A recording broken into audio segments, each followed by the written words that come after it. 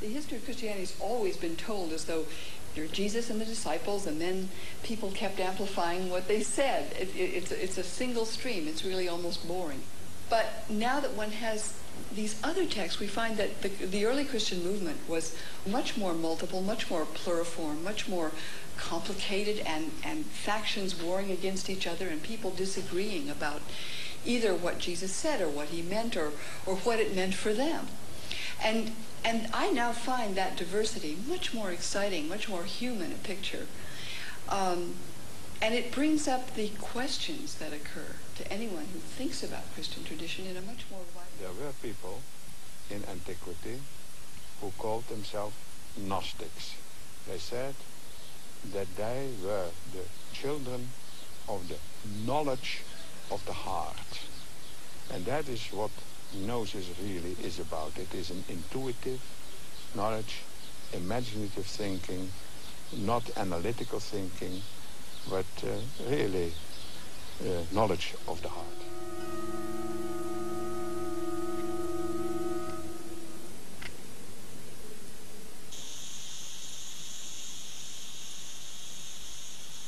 Their principle, as it were, was condensed, concentrated into one figure, the demiurge, the creator of this world.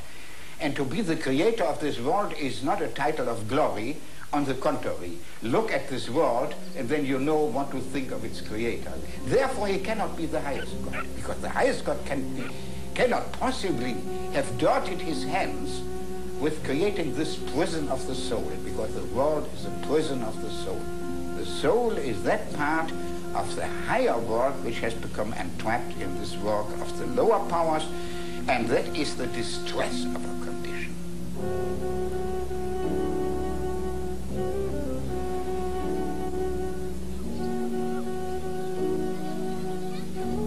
I believed that life was in the first place tragic.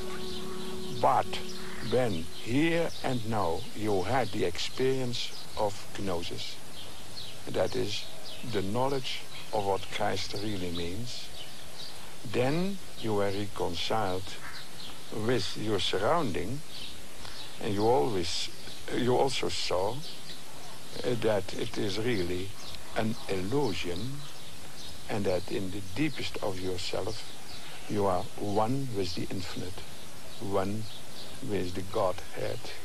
Orthodox Christians and Jews take it as a primary theme, right? That God is different from humankind, that God is the creator and we are his creatures. And the two are, enormously separate. Gnostic Christians and Jews will claim, on the contrary, that there is a very deep identity. Not that we are, in some trivial way, God, but that the deepest source of human nature, when one discovers it, if we ever discover it at a very deep level, is the divine within us. For an Orthodox Jew or Christian to say that is blasphemy. It described the situation of man as a nightmare, as a bad dream, that he is trying to murder other people and his hands are full of blood, or they are at the pursuit of himself and he can't escape until he receives gnosis. That description of the nightmare is absolutely wonderful. It describes the situation of man in a tragic world. And then on the other hand, there is the image in the same Gospel of Truth of man as a mountaineer who has lost his way and is in the fog, and then doesn't know where to go, whither to go, whence he comes. And then he hears his name called, and then he knows, oh, I have to go there. So Gnosis, a Gnostic, is a man who knows, who realizes what he is, whence he comes, and whither he goes. We speculate is that the Gnostic Christian is sitting there with the saying of Jesus, sufficient unto the day is the evil thereof, and then meditating, praying, whatever. And this internal dialogue on the saying becomes that person's dialogue with the Savior. They seem to have a lot of stock in claiming that they have from Jesus and Paul authentic teachings. On the other hand, they believe that inventing one's own is evidence of gnosis. In the Gospel of Thomas, Jesus says to Thomas that when he comes to know who he really is, he will discover that he's identical with Christ, and that he and Jesus are, if you like, identical twins. And therefore that saying that Thomas is Jesus' twin brother is this kind of metaphor, I believe. I don't think they ever meant it literally, but rather that, you, the reader, or you, the hearer of this gospel, are meant to understand yourself as Jesus' twin brother. Since it has been said that you are my twin and true companion, examine yourself.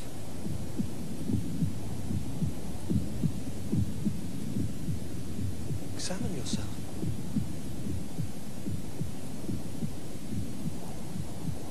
Examine yourself, that you may understand who you are.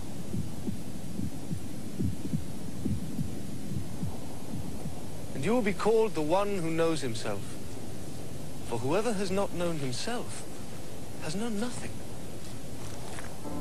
But whoever has known himself has simultaneously achieved knowledge of the depth of the all. Then in the back of your mind you have always the idea, can there be an unknown and yet authentic word of Jesus? Because in the almost 2,000 years of Christian tradition, never a collection of unknown sayings has been discovered.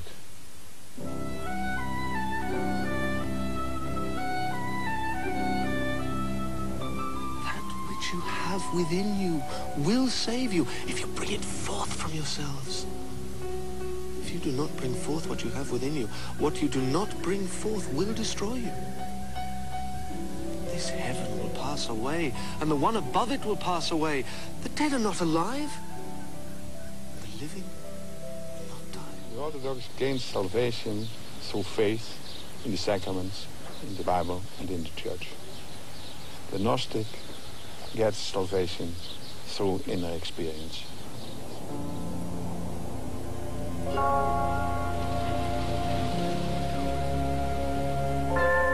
Examine yourself. Deep in his 80s, Dutchman Gilles Quispel, once professor at Harvard, is still considered one of the world's most eminent experts on ancient and early Christian thought. The deceased appears for the tribunal of the last balance. And the man is standing there before the door that gives entrance to the hall of absolute truth. And there stands also Osiris. He is a god. How did the ancients try to understand the mystery of life? Most is lost, destroyed, but crucial seem to be ideas, also voiced by the Greek thinker Plato.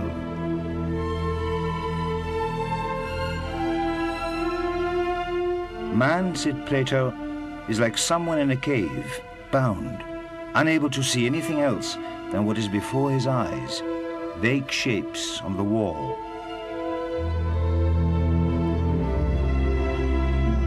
Shadows that the light casts from the real world that goes on behind him. Either one But man, unable to turn, blind to a real, divine world, keeps on staring at the wall before him, thinking that truth is there, believing that only that is his reality. The Supreme Sovereign, the Emperor Constantine, and the Empress Helena! The year is 324. Constantine, the first emperor to embrace Christianity, has summoned the bishops to put an end to fierce theological debate. There must have been a time before his creation when he was not. Heretic! 3 centuries after Jesus of Nazareth walked the earth, quarrel rages about who and what he was. The decision the emperor imposes will define Christianity for 18 centuries to come.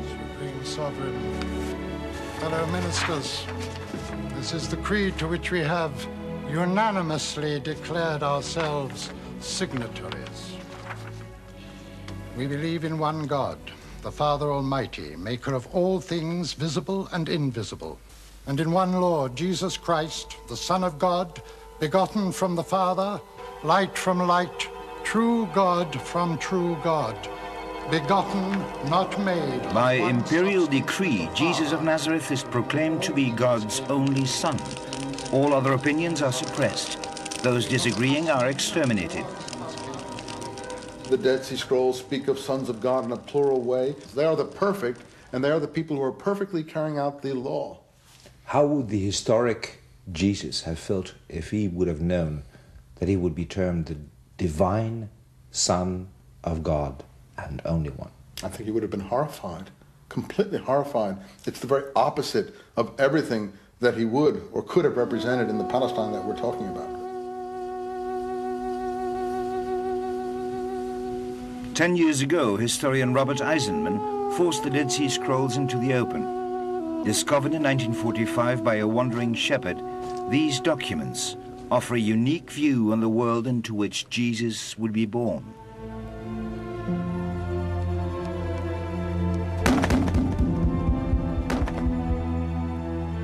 For the scrolls, Israel built this shrine of the book. Robert Eisenman found himself alone in his conclusion that they talk about Jesus, and that the man we see as God's son might have been a rebel rouser and fanatic. He is now virtually ignored. But fewer contested the words he then spoke at the end of a documentary I made on the scrolls, and for 10 years they kept on puzzling me.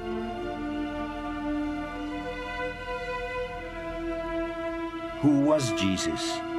What was he? Jesus was a Jew for all his life. He was born a Jew, he died a Jew. I think he would have been amazed at the construction of a Christian church. Well, if we discovered this text today...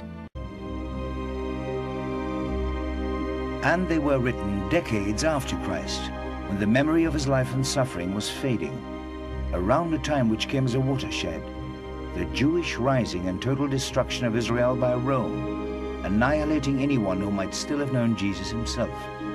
Mark, Luke, and Matthew wrote their Gospels almost 2 generations after Jesus. The fourth, John's Gospel, came even almost 3 generations later, and they weren't the only Gospels. We know that there were many, many Gospels that followers of Jesus read, wrote, revered, and many other writings too. Letters, epistles, poems, hymns, and so forth. Today we look at Christianity and it looks very diverse. Everything from Baptist to Russian Orthodox to Calvinist, Roman Catholic, an enormous range. But when you look at the first century, probably the range was even greater because there was no fixed canon of New Testament scriptures. There was no creed that was agreed upon by Christians throughout the world, and there was no specific structure. So what strikes me as fascinating is that the groups one sees as Christian are, if anything, more diverse than they are today. Jesus, his companions and first followers were Jews, Judaic Christians. What these original Christians, closest to the teachings of Jesus, thought has for many centuries been obscured, but now ancient documents have appeared which shed light on their beliefs. Gilles Quispel played a crucial role in opening them up to science, and what they reveal is stunning. The Judaic Christians were silent about the saving value of the sacrifice of Christ on the cross.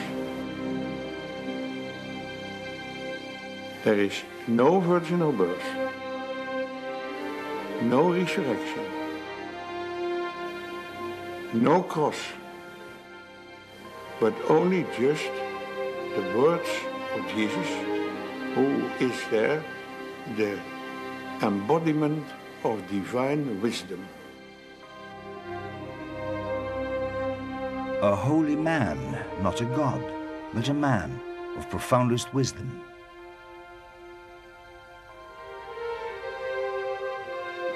They believed that Jesus was an enlightened enlightener, an illuminator. A man who showed the way to the divine. His first followers seemed to adhere to an altogether different religion. Basic concepts of later Christianity were strange to them. But well after the memory of Jesus had faded, and those who remembered him had died, times came when Jesus Christ was iconized into God's only Son, and ideas and rites arose which might have amazed Jesus and his companions. Celebrating his birth on the 24th or 25th of December comes from the birthday of the sun god Mithra, because that is the solstice, and that's the time when the sun is born again, the newborn sun.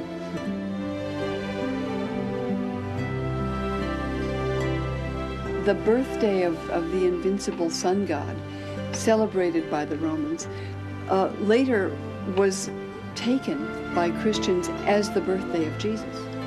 The virgin birth is central, particularly for Catholics, as a part of Christian belief. But of course in the Gospel of Mark, the earliest Gospel, none of this story is told, nor is it told in the Gospel of John. To those who believe in a God being born, divine birth and immaculate conception become central issues. But was Jesus born the same time as the divine Christ was? That's an interesting question. Among ancient Christians, there was a real division of opinion as to when Jesus becomes divine. According to Mark, the Spirit of God descended on him as the Spirit descended on the prophets of old. And he became a person inspired by the Spirit. And at that point, a voice from heaven proclaimed him to be God's chosen one, in fact, his son. Divine insight came on Jesus when he was a man. To many Christians who cling to divine birth and the dogma of immaculate conception, it may come as a surprise that Jesus, in fact, had brothers. The Gospel of Mark tells us that Jesus had brothers and sisters who were well known in their hometown. And I think later Christians became troubled by this. So they were taken to be the children of Joseph by a previous marriage. However, the Gospel of Mark suggests nothing of the kind. Jerusalem, this Armenian cathedral, was built over the remains of one of Jesus' brothers, James, though the church prefers not to call him that. This is a sanctuary in the name of Saint James, the brother of the Lord, who was a cousin to Jesus by Joseph, and he was the first bishop of Jerusalem, and his remnant was under the main altar. Lately, this small sandstone coffin has come to light, marked James, son of Joseph, brother of Joshua, Jesus. Through this brother, one realizes something crucial about Jesus, for James was a key figure in Jerusalem of the time. James, the brother of Jesus, was the leader of the Jesus movement from the death of Jesus until 61. There's only one very brief paragraph in the historian Josephus writing at the end of the 1st century about the death of James.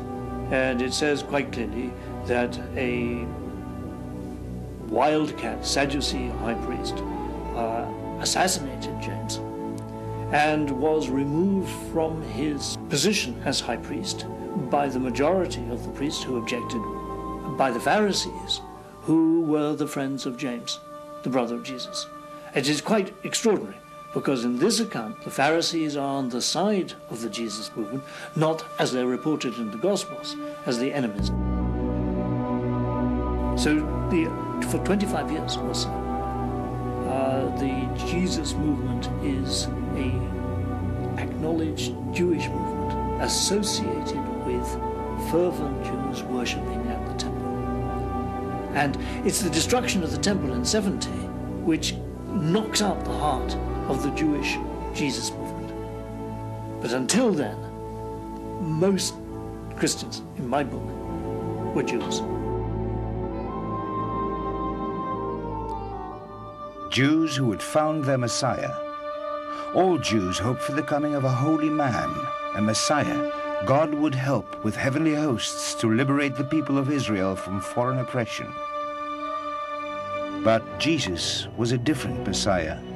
He taught that salvation can be found within oneself. The Gospel of Thomas suggests that Jesus is the illuminated one. Like a Buddha, he is the enlightened one, not different from anyone else, but one who has realized the deepest potential, the spiritual potential of human nature. Yes, according to the Jewish Christians, yes. But if you say that sounds like the enlightenment of Buddha, I would say that you are right. I would say Jesus is, for me as a Christian, the light of the world. But the concept of an enlightened man is the same. A man of deepest wisdom, enlightened, but a man, no God. A son of God to Jews as they considered other holy men. At what point then was he iconized into God's only begotten son? Declared dogma when the creed was formalized by Constantine 300 years later. We believe in one Lord, Jesus Christ, the Son of God, begotten from the Father, God from God, light from light, true God from true God, begotten, not made. Of the four Gospels in the New Testament, of course, the latest to be written was the Gospel of John. And the Gospel of John is the only one that speaks of Jesus as a divine being, as himself divine, as God in human form, and particularly as the only begotten Son of God. It's quite a remarkable and radical view that one man was God incarnate. And startlingly, that unusual gospel, which actually in the early Christian movement I cannot find mentioned among Orthodox Christians before about the year 160, becomes the lens through which Christians later read all the Gospels. So many Christians today will think, well, of course, Christianity means Jesus is the Son of God. But that's not what you find in Matthew, Mark, or Luke so much. You find in those the teaching that Jesus is God's Messiah, the one who redeems his people, the one who teaches the way of righteousness. One could be a very devout Jew and follow Jesus at that point. But with the Gospel of John, the claim that Jesus is God's Son, and more than that, his only Son, that radical claim in the Gospel of John changes the understanding of the Christian message in a dramatic way. Rising debate over the nature of Jesus, whether a man or divine, transforms early Christianity as the movement widens. A growing belief in the messenger more than the message. It may have changed Christianity more profoundly than the change brought about by another man who is usually seen as the great divide. Paul.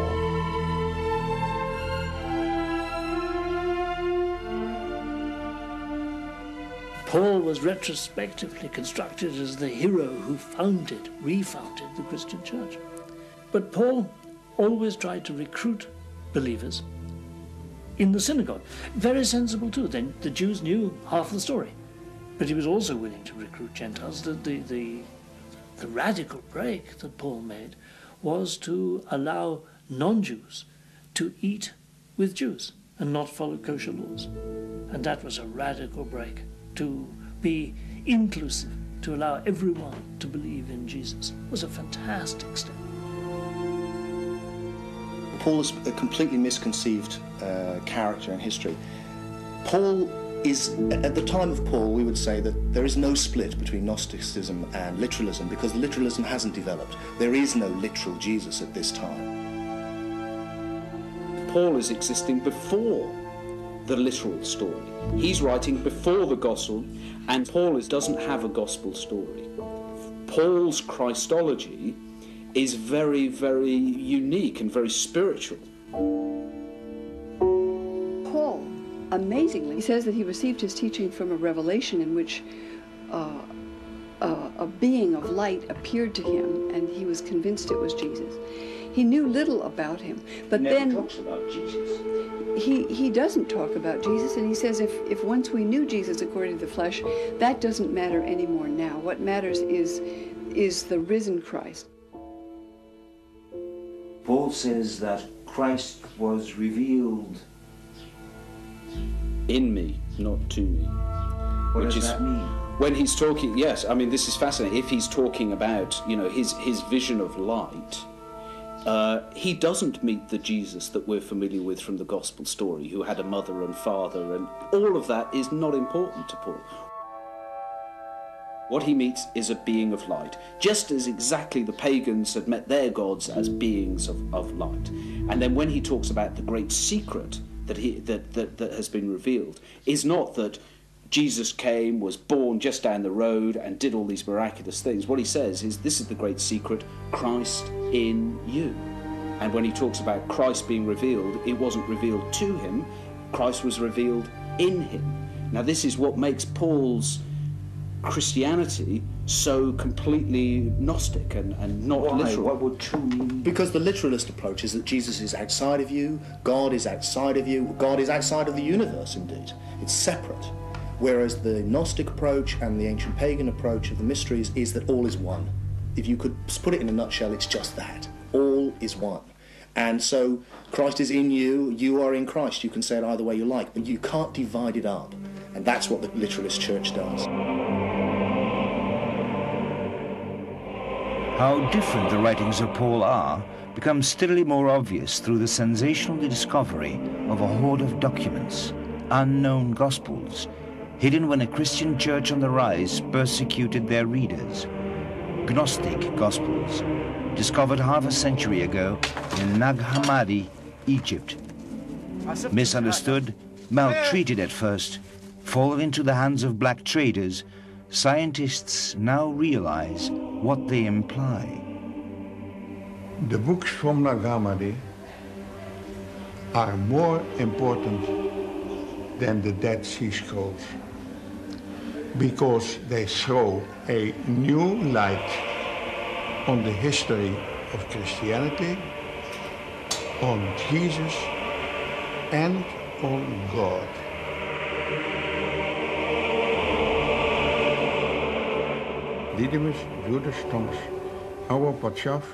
By far the most important gospel was written by a Didymus Judas Thomas. Who was Didymus Judas Thomas? Didymus Judas Thomas was one of the brothers of Jesus.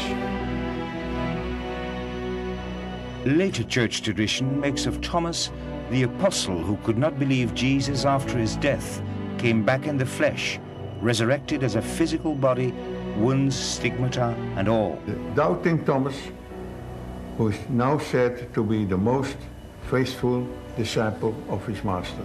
Who best understood his brother. According to the Gospel of Thomas, yes.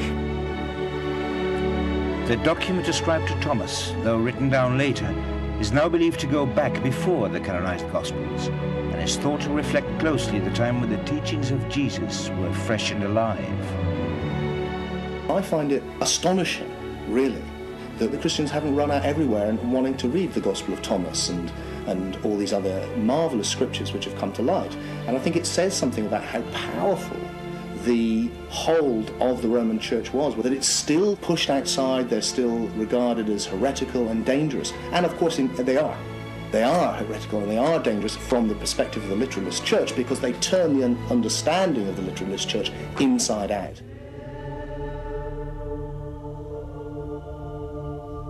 They tell us about a variety of ways in which people believed that you could find salvation by contemplating, by expanding the divine spark that's buried in each of us, communicating with God by searching inside one's own soul, an individual pursuit of the divine without the help of priests or bishops. Sounds attractive.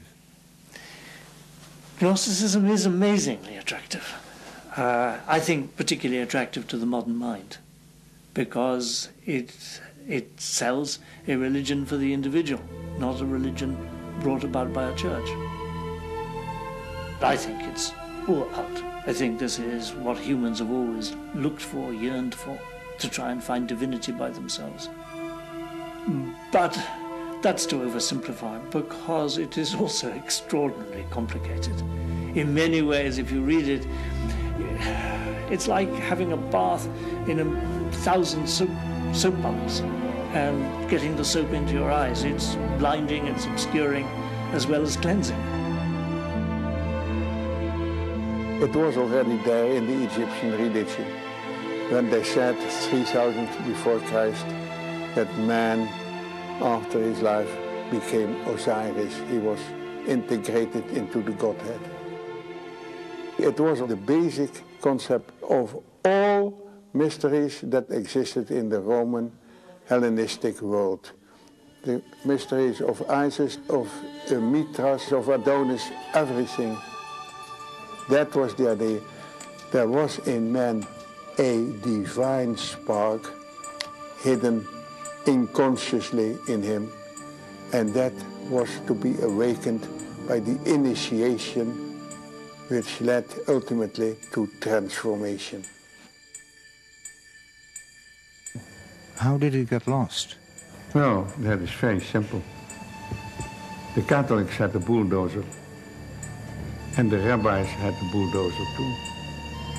And that summarizes in a few words the whole history of Christianity and Judaism. You know, if you want to build a church, you have to say that no, salvation is only possible by, with, from and through the church and God's representative on earth, who is the Pope, and that is the only way.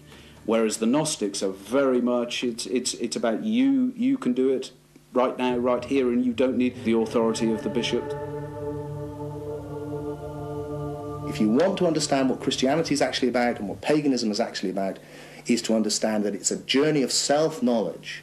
And what they're looking for is the part of you which cannot die. It's not that you're going to be granted something you don't already have. It's discovering that you are already immortal, because your essence is not the body. We mistake ourselves as these individual bodies with all of the problems that come with that. And the whole of the story is we need to die to the identity of the body, which is on the cross of matter, and we need to resurrect to our true identity, which is the Son of God, which is the Christ or the Osiris Dionysus. In that sense, we are all sons of God. We are all sons of God if we realize our true identity. And in that sense, the whole myth, the whole story of the crucifixion of Christ and the resurrection is a model to all and each of us. A model, yes, precisely. It's a model which can take you through this initiation.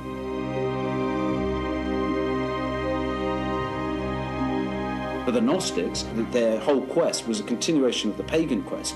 Know thyself was written over at the Oracle of Delphi.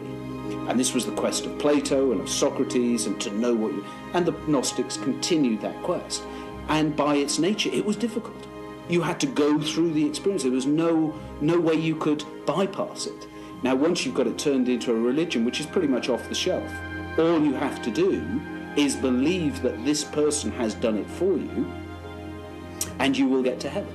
You just have to believe in Jesus, and you will get to heaven.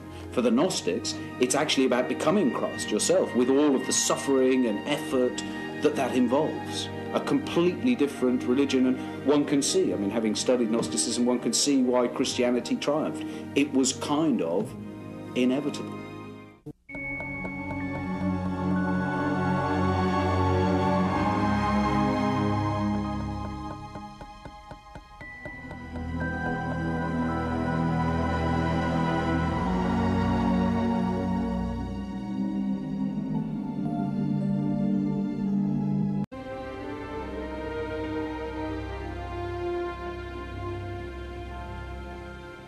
In the world of Jesus, many could be sons of God, a term for the truly pious, Jews faithfully observing the law. The same for pagans. The Son of God would have been terms used in the mysteries, but rather like we use the term, the doctor of theology, for instance, would have been entitled the Son of God, someone who had received information about the Godhead. It's a metaphor which was available throughout the Roman world. It's a way of expressing a close relationship between a human and God. And Jesus was by no means the only Son of God around.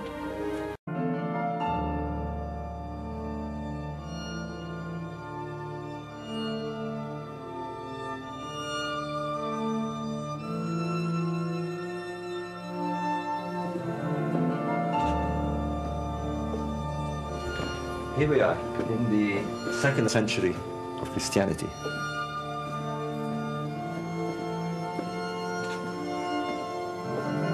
This is a time when Christianity had not yet formulated its iconography or its symbols or even its myth.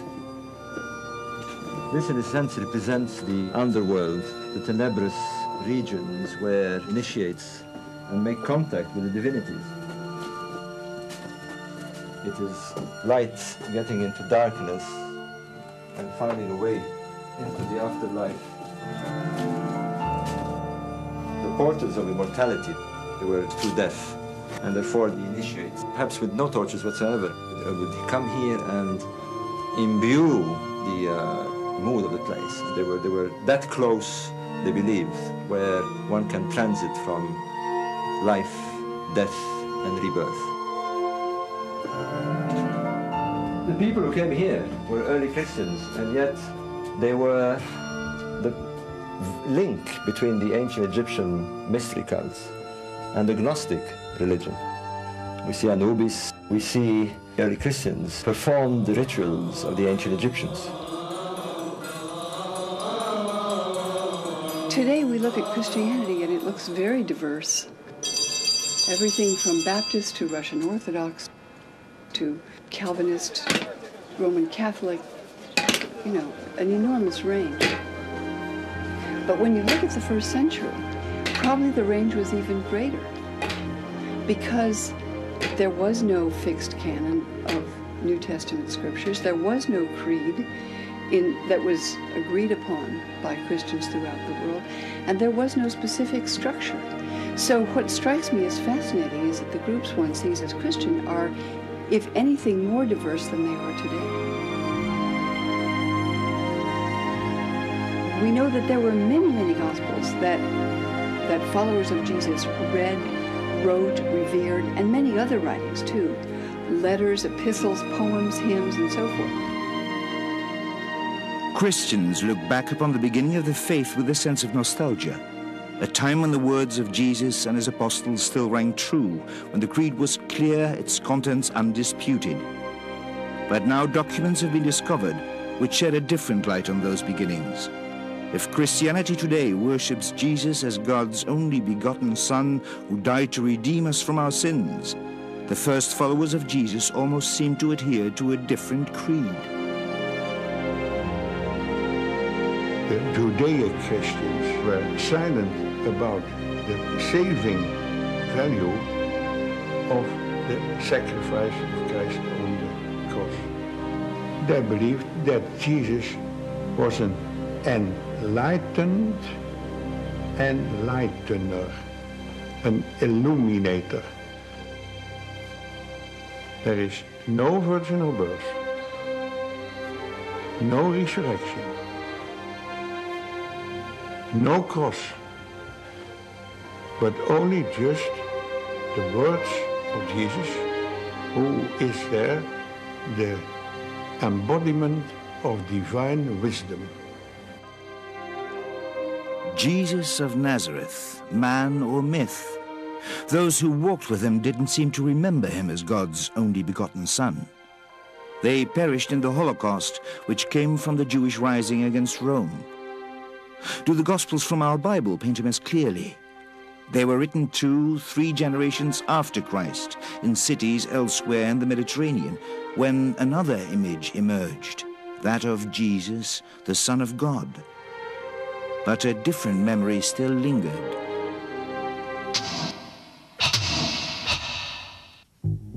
The Middle Ages, the south of France.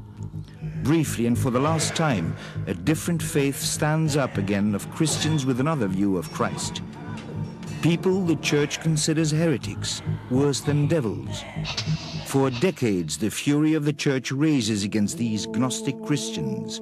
Crusading armies decimate the population. The Inquisition is invented to burn out these Cathars, as they call themselves, those purified, the pure.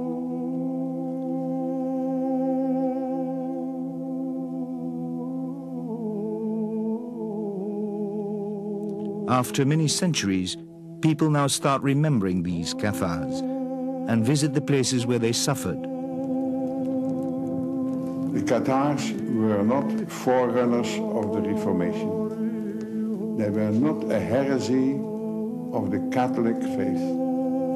This was a faith that was completely different and went back to the earliest times of Christianity and even before that, when people experienced this world as a world of shadows, turned with their back towards reality, towards the true world. Man bound, unable to turn, believing the shadows he sees on the wall in front of him are reality, shadows cast by the real, divine world that goes on behind him. That is how the Greek philosopher Plato described man. Initiates of ancient mystery religions believed they could shed the ropes that bound them and find gnosis, knowledge felt in the heart, secret knowledge that transforms man and makes him become aware of the true spiritual world. They are called Gnostics. Scholars begin to recognize that quest also in earliest Christianity, before our Gospels were written, in the words of Paul, who speaks of finding Christ within, inside yourself, and in other ancient documents found almost 60 years ago in Nag Hammadi, Egypt. The books from Nag Hammadi are more important than the Dead Sea Scrolls because they throw a new light on the history of Christianity, on Jesus, and on God. The discovery of the Nag Hammadi library by 2 Egyptian peasants brought about a fundamental change in our understanding of early Christianity. Here we had 52 new manuscripts telling us about early Christianity. They were probably associated with the Egyptian Christian ministry. Books were buried to evade a book-burning expedition in the middle of the 4th century.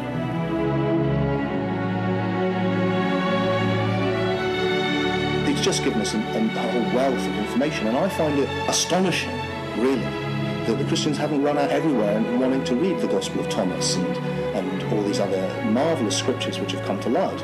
And I think it says something about how powerful the hold of the Roman Church was, that it's still pushed outside, they're still regarded as heretical and dangerous. And of course they are. They are heretical and they are dangerous from the perspective of the literalist church because they turn the understanding of the literalist church inside out.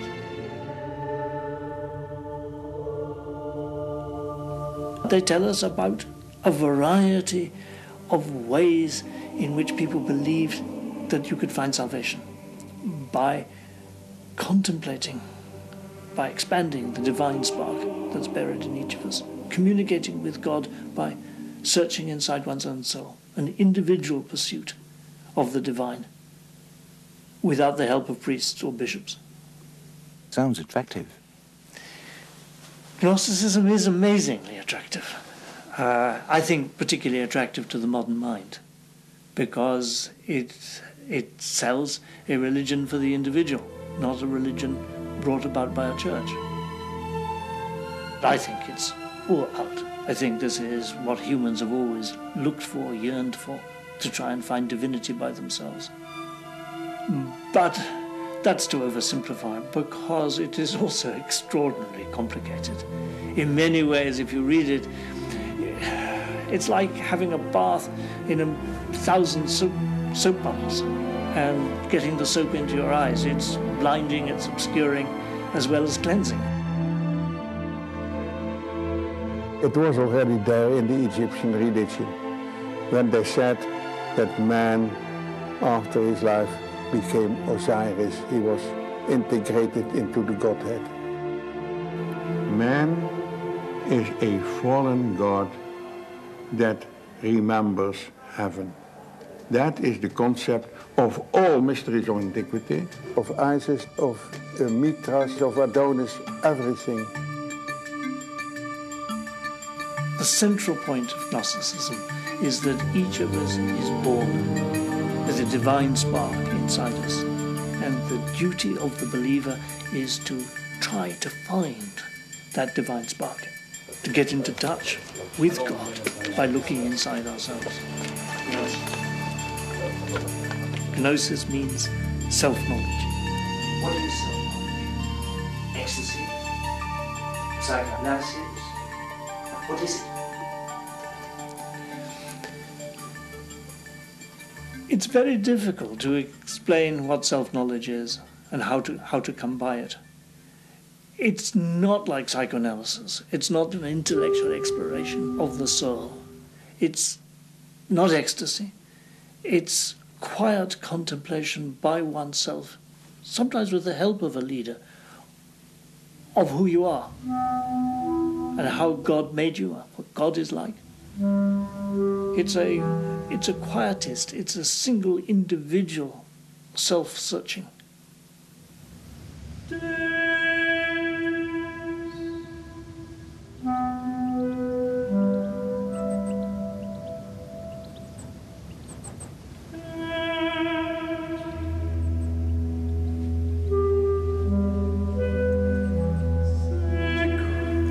Basic idea that underlines Gnosticism or mysticism is that we're stuck in our ideas about what life is and about who we are.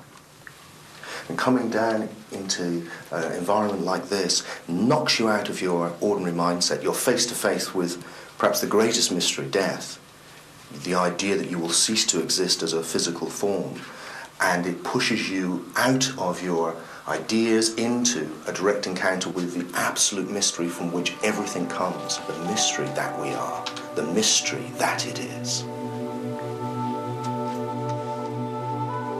But why seek this in this darkness and these corridors? I think it triggers the mystical experience with excitement of darkness and light and candles and the echoing chambers. It's all part of putting you into that mystical state. As Aristotle says about the mysteries, you don't go there to learn something, you go there to experience something. If you think of it as just being an intellectual process, you're missing the point. It's something far grander than that. I think the ancients had understood that you can know a lot, but not really have self-knowledge. When we learn something, we are learning many things. It becomes very complex. What the ancients are seeking is a return from the manyness of things, with knowledge about many things, to knowledge of one thing, of the unity of all things. For most of 2 millennia, Gnosis was suppressed. We mainly knew about it from the fulminations of church fathers, but the find of Nag Hammadi in 1945 forever changes the way we look upon the origins of Christianity. The men who found it discarded it at first. They fell into the hands of black traders, some were burnt, but eventually it found its way to science, also thanks to Gilles Quispel, who hit upon the most important manuscripts somewhere in Europe and brought it to his friends, the great psychologist Carl Jung. They now gather dust in a small room in Cairo. Opened maybe once in 10 years and only in the company of an officer of the museums, the police, the secret police and a judge. Quispel is most welcome. All of the Hammadi manuscripts were published when he gave back the most precious one, the Gospel of Thomas, with the words of Jesus.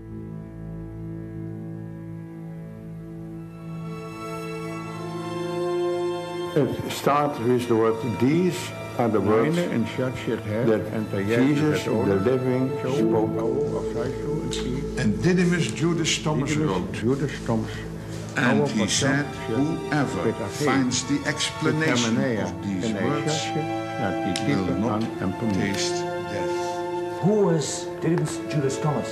Didymus Judas Thomas, which means Judas the twin, was one of the brothers of Jesus. Later church tradition turned Thomas into the apostle who could not believe Jesus came back in the flesh, stigmata and all. Doubting Thomas, who is now said to be the most faithful disciple of his mother.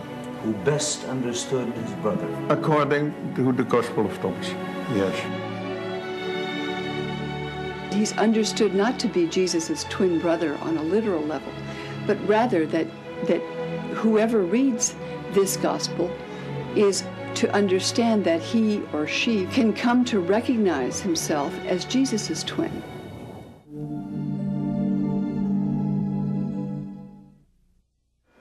What does that Gospel of Thomas say? Well, the Gospel of Thomas is a collection of sayings which promises to reveal something.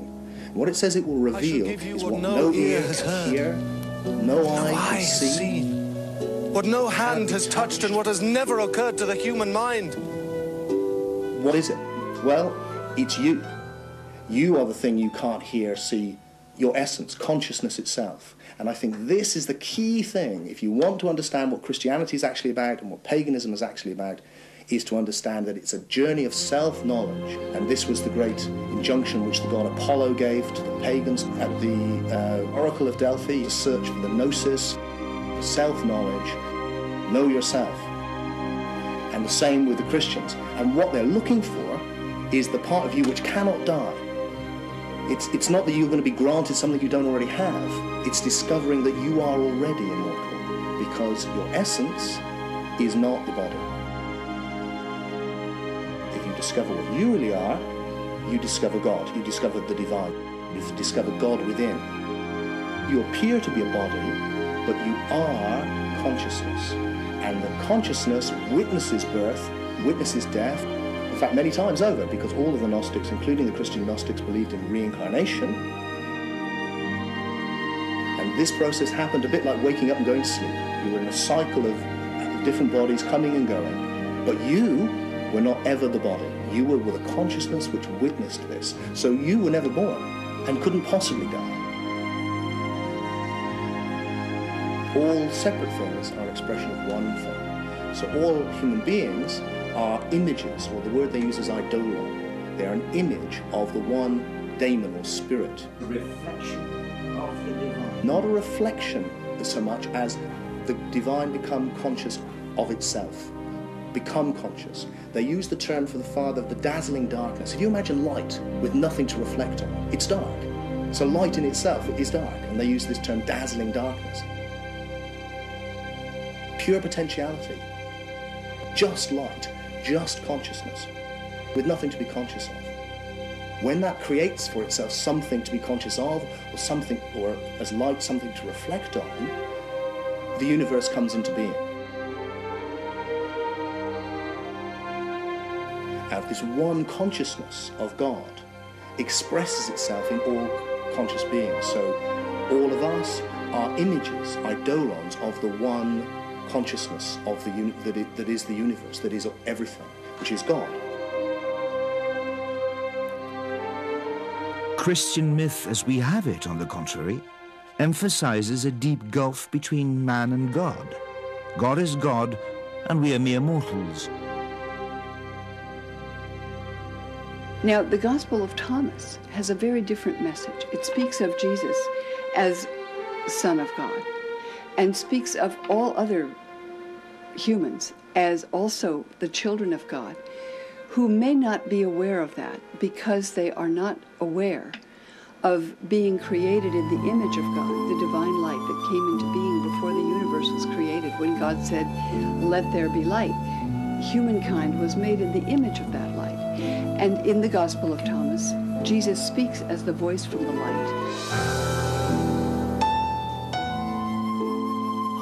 Why are the words from Thomas' Gospel, "Look under any stone and you shall find me," so dangerous for the church? Well, I think it's because it's pantheistic. It is suggesting that divinity is everywhere and in all things. What happens with the Christian triumph is what you would expect in the creation of a church. In order to get to God, you have to go through the bishop. If you want to build a church, you have to say that no, salvation is only possible by, with, from and through the church and God's representative on earth, who is the Pope, and that is the only way. Whereas the Gnostics are very much, it's about you can do it. This was the revelation of the Gnosis, was that your essence, by its very nature, is immortal. So you didn't have to win it by being a good boy, by obeying the rules. This is why the Gnostics are quite anarchistic. They're free thinkers, they're libertines, they don't go for obeying rules. And of course their great hero, Jesus, is portrayed in their story as a libertine who hangs out with prostitutes and hangs out with disreputable people, who breaks the rules, who does the wrong thing on the Sabbath, and who constantly attacks the religious authorities and is in dispute with them. He's a classic Gnostic character, and they were like that themselves. Because of this, because for them it's not about obeying rules. For them it's about discovering self-knowledge, what you really are. In Thomas, the message is more important than the messenger. It stems from a time before the Gospels of the Bible, as does a man long considered a founder of the faith, but now beginning to be seen in a different light, Paul. Paul is a Gnostic. He is talking about the Christ within. He's talking about immortality and the mystery school teaching, because Paul is existing before the literal story. Paul is a completely misconceived character in history. At the time of Paul, we would say that there is no split between Gnosticism and literalism, because literalism hasn't developed. There is no literal Jesus at this time.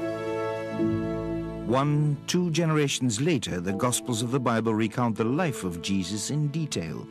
The messenger becomes almost more important than the message, and Jesus comes to be the literal Son of God. But before that, Paul, under layers of later adaptations and insertions, still talks of Jesus as a mystery, a metaphor, a voice within. When these Jews of Alexandria had become Christians, Jesus appealed to their deepest selves. They said, "Who knows himself knows God." Whether man, myth or metaphor, in the figure of Jesus lay also the seed of dissent. Around his person, a battle of ideas ensued that would drive the two views apart. Certainly, one of the greatest struggles that the followers of Jesus had to contend with was the question of why Jesus died in the dreadful way that he did. And in these Orthodox communities, the only way they could make religious sense out of it is to speak of it as an atonement sacrifice. But it could only be important as an atonement sacrifice if everyone needed atonement for sin. So Christians developed the idea that everyone must have sinned dreadfully beyond the capacity of making any atonement of any kind, and therefore that God's own Messiah died as an atonement sacrifice for the sin of the world became a very compelling way of understanding his crucifixion. It brought a crucial new element into the relationship between man and the divine: sin. The central element in the Christian message, its lever, is the degree to which it instills guilt, that God is there watching, knowing not only what we do, but what we think. I think Christianity is quite exceptional in the degree to which the all-seeing God observes and punishes, is said to punish, believers for faults of thought, for sins of the mind. Sin and guilt gave rise to a creed in which hell became imaginable, fear of God, and admonishments of priests. It was not an idea the Gnostics wished to share. The word sinner doesn't figure in their dictionary. The Gospel of Thomas speaks not so much of the discontinuity between God and ourselves, but of humans created in the divine image, and therefore having a sort of innate connectedness, affinity with the divine. Man is a fallen God that remembers heaven. That is the concept of all mysteries of antiquity and also of gnosis. The word sin doesn't find a place. That doesn't mean, of course, that we're sinless or divine, but rather that we can find our way to God when we find our way to ourselves. And for what sins we commit or what wrongs we do, there are means of redress. But to make sin so essential that Jesus had to die to redeem us, argument focused on an ancient myth, Adam and Eve, and the first sin which made man mortal. Christians dwell upon the sinfulness of Eve, the wicked woman, much more than Jews do. Before Orthodox Christianity, sin hadn't been such an issue. Jewish rabbis, pagans, Gnostic teachers basically agreed that we have in us the capacity to follow or to disobey God. We have the good impulse and the evil impulse, and that was understood to be a human condition. There's a great debate about it, because some Christians thought it was crazy. This is eating an apple, one minor disobedience, and for that, millennia of Christians are condemned by God to an inferior existence rather than living in paradise. It's a completely disproportionate punishment.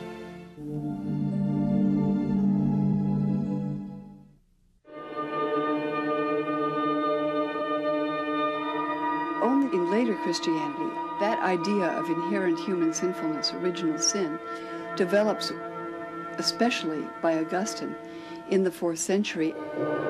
So in these Orthodox communities, one develops a strong sense not only of the distance between God and humankind, but of the innate and irredeemable sinfulness of the human condition, apart from this death of Christ now understood as sacrifice.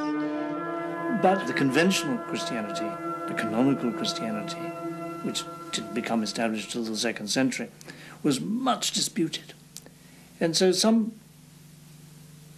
Christians thought that Jesus was a divine figure and that it was completely inappropriate for him to have suffered on the cross. And they told stories which justified their beliefs. For example, when Jesus was being brought up to Golgotha after being flogged and was obviously weak from the flogging, the soldiers got Simon of Cyrene to carry his cross. And Jesus, seeing this as a perfect opportunity, swapped identities with Simon of Cyrene, so that it was Simon looking like Jesus who was crucified, while Jesus, looking like Simon, slunk off in the crowd, went up to heaven, and hovered above the cross, laughing at the success of his deception.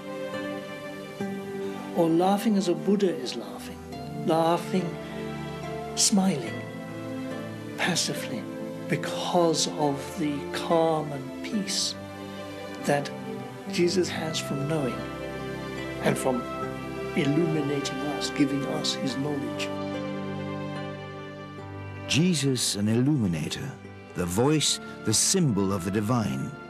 And Gnostics saw Jesus as the man who received divine insight at baptism when he became like a Buddha, he who knows, the Christ.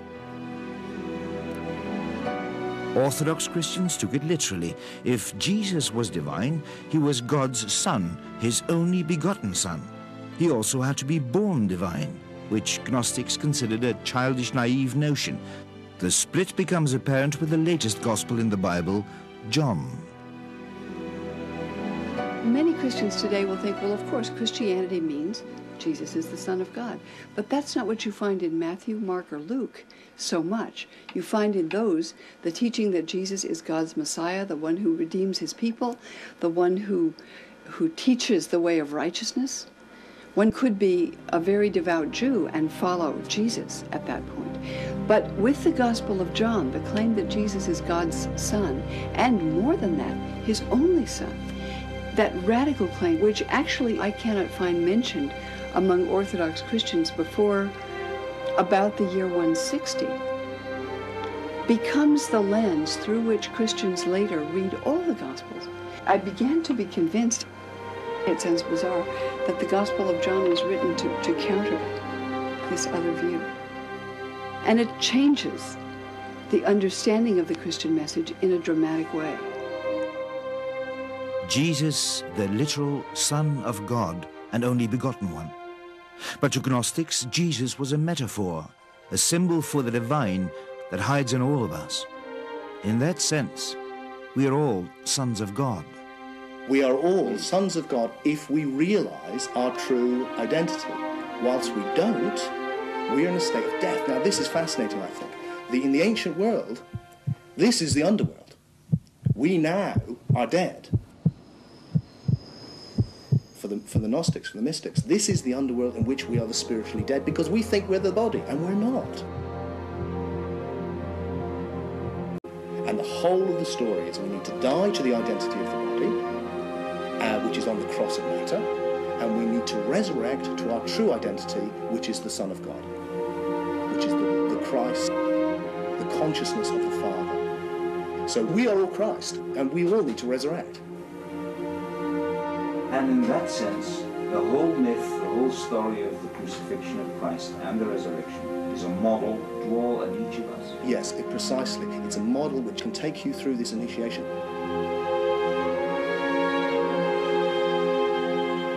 But again, this difference. With the literalist Christians, very quickly this becomes the rather macabre idea that at the end of time, somehow you will resurrect into your body and will be a physical body again. Because that's what they think happened to Jesus. It's a natural correlate. He came back in his physical body, having died literally, and that's literally what will happen to you. Or if it will happen to you if you understand the Christian message.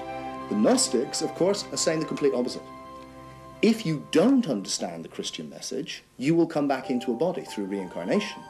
If you do understand the Christian message, you will realize that you are not the body in the first place, but you are the Christ. We are all one, and there will be no need to go through this circle of reincarnation. Almost a different faith, an opposite approach. Which came first? Which was the origin? We have the literalist Christian Polycarp. A few decades later, in the middle of the 2nd century, we have Tertullian saying that the followers of the Gnostics fill the universe. So you get this idea, actually, rather than this literalist church, which is the traditional picture, of course, that the literalist church followed from the apostles, Peter and all those characters, and that the Gnostics were a much later deviation that kind of went pagan. What we're suggesting is actually it's completely the other way around. Gnostic Christianity was widespread in the 1st and 2nd centuries and was crushed by a literalist church which turned on its origin. Orthodoxy, as we know it, arose after Gnosticism, and to a large extent Orthodoxy was a reaction. It defined itself by what it is not. Christianity defines itself by what it opposes. By opposing Gnosticism, it gradually defined its own terms. From a wide variety of dozens of Gospels and writings, and 7 or 8 generations after Jesus lived, early Orthodox Church Fathers began selecting the few which would shape the New Testament and define the creed.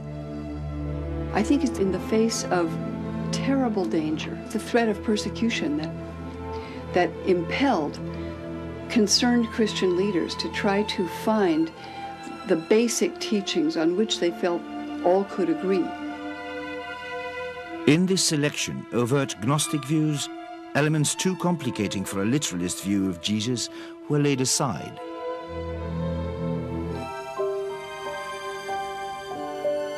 In the figure of Jesus, for instance, we get that the phrase which is plastered over more churches, I expect, than any other phrase, which no one comes to the Father but by me, which in the hands of Gnostics is the teaching that to come to God you have to go through what this figure represents in you. And this is Paul's message. To come to God you have to find the Christ within as an allegory of truth. But it's literalism which goes, no, this is the only way. And I think once you have this idea of a literal incarnation of the Son of God, not a mythic incarnation of the Son of God, then the correlate of that is that for their own good, you must save the souls of others, and everyone must be led to believe this, or forced to believe this indeed, for their own good. So you get a divine injunction to be authoritarian. The debate was very peculiar. Christians took everything personally, because that is the nature of Christianity. But when you personalize divinity, you bring to divinity all the anger, judgments, resentment, and aggression that exists in human personality. Heretic! Christians got violently upset because they took it personally that their Savior was being denied. Gnostics just wanted to find out what was the truth. The difficulty Gnostics face is that because they are individually searching for salvation by themselves, they're not organized, they're not united. Gnostics, they attacked the views of the early Christians. The Christians did not simply attack the views of the Gnostics in return, they attacked the Gnostics themselves. Both views might still have existed side by side, but for the appearance of this man, Constantine, first Roman emperor to embrace Christianity, in whose wake the young church reaches for power supreme. The story goes that Constantine had a vision, a dream, in which he saw the sign of the cross in the sky, and he was convinced that if he became a Christian and used this emblem for his troops, he would win a battle against his rival pagan emperor. It's here at the Milvian Bridge that a great battle was fought, which started Christianity on its triumphant road to success.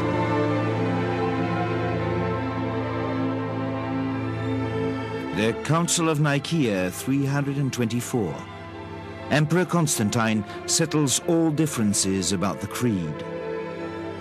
Fellow ministers, we believe in one Lord, Jesus Christ, the Son of God, God from God. 3 centuries after he lived, Jesus is proclaimed to be the Son of God by imperial decree. All other opinions are forbidden. When Christianity allies with the state to create a religious monopoly, that's when Christianity becomes radically different. One would say triumphant, successful, but for the fact that once the church is allied with the state, it begins to commit the very crimes that it has complained about for the first 300 years of its existence. It persecutes, it kills for religion. It has to become a hierarchical, oppressive institution. Of course, you could defend it and say it's in the interests of the masses that a particular brand of religion is forced on them. But it's not my fantasy, my imagination of how religion best proceeds. It's interesting, isn't it, that soon after his conversion, the Emperor Constantine gave glorious gifts to the churches at Rome, St. Peter's and St. John Lateran here, solid life-size statues of Jesus and the apostles, so that soon Christian churches looked exactly like pagan temples. And this is merely one straw in the wind of the wealth that the church acquires throughout the 4th century. Is the church corrupted? Yes. Does it preserve a sense of its origins? The sense of the importance of poverty? Yes. So the church is split between the poverty and abstinence of the monks and the wealth of the bishops. But even then the bishops maintain a sense, a memory of charity, of virtue, the best of them. So it's always torn, it always has this tension inside it. Jesus, whatever else he did not set up a church, left no instructions for a church. It's a later fiction designed to bolster the power of the Catholic Church. It's simply inconceivable that Jesus, a simple man from Galilee, set out to found a universal church. Hang on. What happened with Jesus handing over authority to Peter? Well, again, these legends are so fictitious that they didn't make it into the New Testament, like the donation of Constantine. The donation of Constantine is a fake. This was a document which was claimed by the Roman Church in the medieval period to be the contract written out by Constantine on his deathbed. Here, I give you the empire for safekeeping. Now, when this was revealed to be a forgery, this started the whole Protestant Reformation. In some ways, all that Peter and I have done is listen to the losers. They were destroyed in the 4th century. We've gone back and said, well, just because they lost that battle, just because the Roman Church, with its idea of an historical Jesus and a literalist religion, took over, doesn't mean that they've got the accurate version of events. What happened to the losers? Well, they were eradicated. Everybody who knew the different story, which is the Gnostics, the pagans, were banished from the empire. The temples were pulled down, the philosophers were killed, were banished, the books were burned. I mean, if Christianity was God's favourite religion, then you would have thought when it triumphed, we would have entered a golden age. But instead, we entered the Dark Ages when people forgot even how to make brick houses. And we had to wait until the Renaissance, when all this pagan learning came back in Italy, in Florence. The books of Plato, which had been banished for 1,000 years, came back, the Hermetica, and suddenly Botticelli was painting pictures of pagan gods, and we call it the rebirth of Western culture, because this is when we got back to the place we had been before Christianity triumphed. Belief in the Jesus story was originally only a first step in Christian spirituality, the outer mystery. The significance was to be explained by an enlightened teacher when the student was spiritually ripe, a mystical knowledge of God beyond mere dogma. Although there are many great Christian mystics of later centuries who have intuitively seen through to this deeper symbolic level, as a culture we've kept only the outer mysteries. It seems to me we have kept the form, but we have lost the meaning. As churches become empty, people seek elsewhere, sometimes as far as the other side of the world, not realizing an ancient tradition which sought the same lies deep within our past and addresses similar people. Certain fathers of the church, like Irenaeus in his famous 5 volumes against the heretics, attempts to identify Gnostics and say they're really not Christians, they're heretics. They have special characteristics. First of all, they love to read and interpret Scripture. Second, they look to their own intuitions, revelations, and dreams and believe that they are receiving intimations about the divine. Third, they are constantly seeking. They're continually open to new exploration. Now, one could have said the same about people that are called New Age, but certainly philosophers were expected to inquire and keep asking.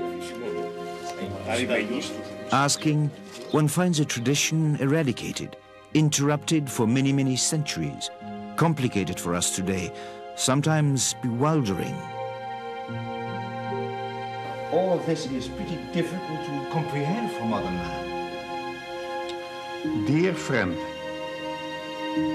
there is no shortcut to gnosis and no instant nirvana. He made me laugh with that, the old gentleman. And he was right, of course. Every great world religious tradition, whether it's Hinduism, Buddhism, Islam, Judaism, has both the teaching for everyone, exoteric teaching, which every adherent of that faith is supposed to follow, and esoteric or mystical teaching. The only one that lacks that, in a way, is Western Christianity. I think it's unfortunate that that path, which many people find necessary for their own integrity and development, has been regarded as either heretical or a path leading nowhere.